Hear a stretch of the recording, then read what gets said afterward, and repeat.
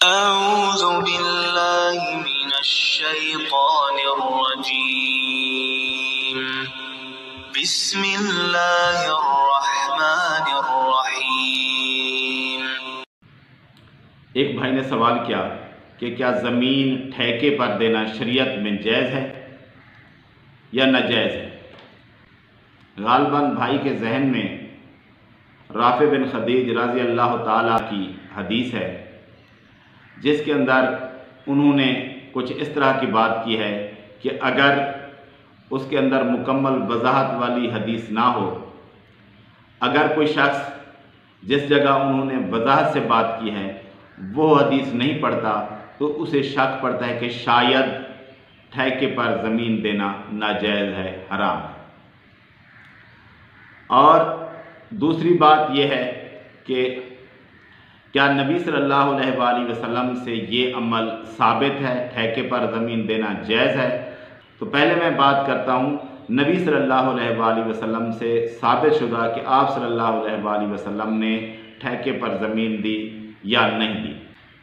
تو نبی صلی اللہ علیہ وآلہ وسلم کے پاس جب خیبر کی زمین آئی تو صحیح بخاری کے اندر حدیث ہے 2331 نمبر پر، اور بھی نمبر ہیں اس کے، لیکن میں ادھر جو نمبر بیان کر رہا ہوں وہ ہے 2331۔ رسول اللہ صلی اللہ علیہ وآلہ وسلم نے خیبر کی زمین یہودیوں کو اس شرط پر سونپی تھی کہ اس میں محنت کریں اور جوتیں بوئیں اور اس کی پیداوار کا آدھا حصہ لیں۔ تو نبی صلی اللہ علیہ وآلہ وسلم نے خیبر کے یہودیوں کو زمین دی، کس بات پر؟ کہ وہی بوئیں گے، سب کچھ وہی کریں گے، ان کا آدھا حصہ ہوگا اور آدھا حصہ نبی صلی اللہ علیہ وآلہ وسلم کا ہوگا۔ اس طرح ٹھیکے پر زمین نبی صلی اللہ علیہ وآلہ وسلم نے یہود کو دی۔ تو نبی صلی اللہ علیہ وآلہ وسلم سے یہ بات ثابت ہو گئی کہ ٹھیکے پر زمین دینا جائز ہے۔ تو جو بات نبی صلی اللہ علیہ وآلہ وسلم نے خود کی ہو وہ ناجائز کیسے ہو سکتی ہے؟ اور اس کے آگے وہی بات جس سے پتہ چلتا ہے، شک پڑتا ہے کہ ٹھیکے پر دینا زمین ناجائز ہے، وہ حدیث میں پڑھ لیتا ہوں، وہ ہے 2332۔ کہتے ہیں کہ ہمارے پاس رافع بن خدیج رضی اللہ تعالیٰ عنہ کہتے ہیں کہ ہمارے پاس مدینہ کے دوسرے لوگوں کے مقابلے میں زیادہ زمین تھی۔ ہمارے یہاں طریقہ یہ تھا کہ جب زمین بصورت جنس کرائے پر دیتے تو یہ شرط لگا دیتے کہ اس حصہ کی پیداوار تم میری رہے گی اور اس حصہ کی تمہاری رہے گی۔ پھر کبھی ایسا ہوتا کہ ایک حصہ کی پیداوار خوب ہوتی اور دوسرے کی نہ ہوتی، اس لیے نبی کریم صلی اللہ علیہ وآلہ وسلم نے لوگوں کو اس طرح کے معاملے کرنے سے منع فرما دیا۔ وہ کیا کرتے تھے کہ زمین تھی مثال کے طور پر 5 ایکڑ، اس میں سے وہ کہتے تھے کہ یہ 1 ایکڑ جو ہے نا، یا 2 ایکڑ ہیں یا 3 ایکڑ ہیں، آپ ساری فصل بوئیں لگائیں، لیکن اس میں سے یہ 2-3 ایکڑ میرے ہوں گے اور باقی تمہاری ہوگی۔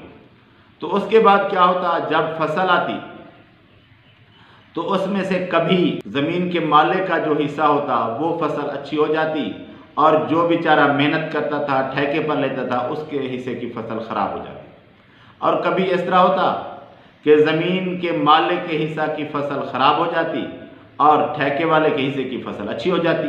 تو اس سے پھر اختلاف ہوتا تھا۔ نبی صلی اللہ علیہ وآلہ وسلم نے اس لیے اسے منع کر دیا کہ اس طرح زمین ٹھیکے پر دینا ناجائز ہے، اس طرح نہ دیا کرو۔ تو یہ طریقہ نبی صلی اللہ علیہ وآلہ وسلم نے روکا تھا۔ اس کے علاوہ ان سے یہ پوچھا گیا کہ سونے اور چاندی کے عوض زمین کو بٹائی پر دینے کے بارے میں سوال کیا، تو انہوں نے کہا کہ اس میں کوئی حرج نہیں۔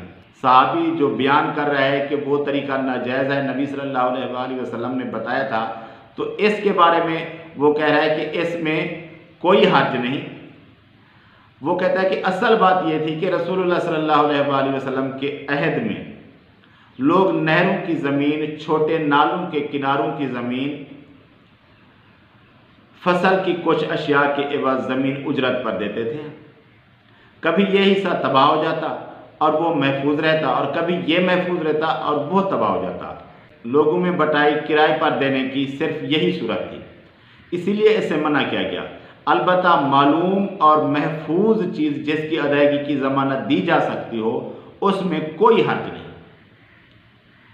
تو نبی صلی اللہ علیہ وآلہ وسلم نے خود زمین ٹھیکے پر دی، اس وقت کیونکہ زیادہ تر اناج ہی لیا جاتا تھا، تو نبی صلی اللہ علیہ وآلہ وسلم نے نصف اناج جو اس کھیت کا تھا وہ اپنے لیے رکھا اور نصف یہود کو دیا۔ اور اس کے علاوہ وہی بات جو حدیث میں واضح طور پر ہے، اور یہ حدیث صحیح مسلم کی 3952 ہے جو آخری میں نے سنائی وضاحت والی۔ اور جو لوگ اس طرح دیتے تھے کہ کسی کو نقصان آ سکتا تھا، تو وہ طریقہ نبی صلی اللہ علیہ وآلہ وسلم نے منع کر دیا اور خود صاف ستھرے طریقے سے زمین ٹھیکے پر دی، اور صحابہ مہاجرین اکثر سب لوگ زمین ٹھیکے پر دیتے تھے۔ اور اس کے بعد جب صحابی سے پوچھا گیا کہ کرنسی پر اگر کوئی دینا چاہے، سونے چاندی درہم و دینار کے عوض، تو انہوں نے کہا کہ اس میں بھی کوئی حرج نہیں، کیونکہ یہ قیمت تو معلوم ہے، اس میں کوئی دھوکہ، کوئی فریب، کوئی بات نہیں ہے، تو اس طرح بھی جائز ہے۔ تو ناجائز طریقہ جو حدیث میں موجود ہے وہ یہی ہے کہ آپ زمین ٹھیکے پر دیں اور ٹھیکے کے اندر زمین کا کچھ رقبہ اپنے لیے مخصوص کر دیں کہ یہ ٹھیکے میں میرا حصہ ہوگا، بوئیں گے فصل آپ، لیکن اس حصے کی جو فصل ہوگی وہ میری ہوگی۔ حصے کو، فصل کی جگہ کو، زمین کو مخصوص کر دینا، اور اس میں پھر یہی ہو سکتا ہے کہ وہ جگہ کبھی فصل اس میں اچھی ہو سکتی ہے اور کبھی خراب ہو سکتی ہے، تو کبھی زمین کے مالک کو نقصان ہونے کا اندیشہ ہے اور کبھی ٹھیکہ پر زمین لینے والے کو۔ تو اس طریقے سے نبی صلی اللہ علیہ وآلہ وسلم نے منع فرمایا تھا۔ اس کے علاوہ جس طرح کہ آج کل چلتا ہے، زمین کرنسی کے عوض دی جاتی ہے یا کچھ فصل یا حصہ مقرر کر دیا جاتا ہے، تو اس طرح سے منع نہیں ہے، اس طرح سے جائز ہے، اور اس طرح سے صحابہ نبی صلی اللہ علیہ وآلہ وسلم کے دور میں ہی کرتے تھے اور بعد میں بھی کرتے تھے۔